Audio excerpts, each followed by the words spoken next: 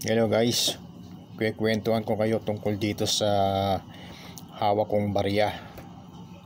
So makikita ninyo dalawang building familiar na sa inyo. So tama po, nakikita ninyo yan ang Twin Towers, no? Na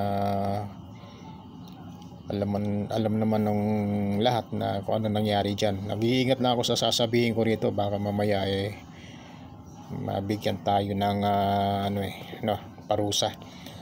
So sa New York yan. So nangyari dyan noong September 11, no? 2001. So, kaya ako meron ito kasi very memorable sa akin. Unang-una, nung nasa barko pa ako, isa sa building na yan na dyan ang opisina ng ng agent namin. So yan, dyan ako nagpapadala ng dahil hawak ko ang communication, control ko communication. Dyan ako nagpapadala ng ship report, no? At saka mga ibang reporting patungkol sa aming barko, position, mga activities. Ayan, sa parting New York, sa eastern side kami. So pagkatapos niyan, umalis na kami at babalik na kami ng Japan. So dumaan kami ng Panama. Pagkagising ko isang araw, paglampas namin ng Panama, hindi pa kami nakakalayo.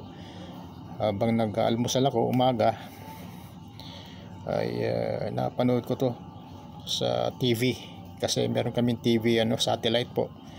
Kaya kahit na nasa gitna ng laot, nakakakuha kami ng signal na mga TV broadcast. Ayan. So nakita ko yan.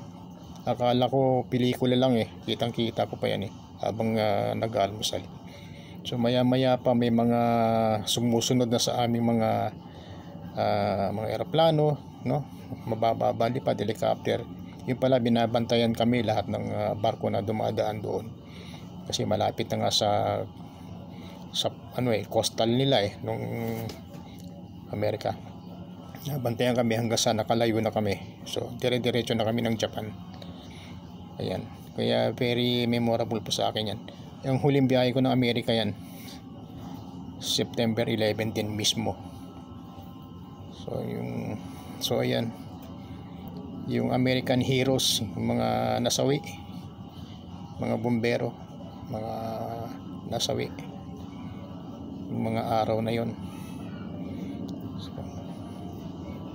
So commemorative coin po ito, sa souvenir. Kaya tinatabi ko, very memorable. Mga kaganapan noon, 22 years ago. So yan lang po. Marami po sana akong ikikwento. Maraming salamat sa panunood. God bless.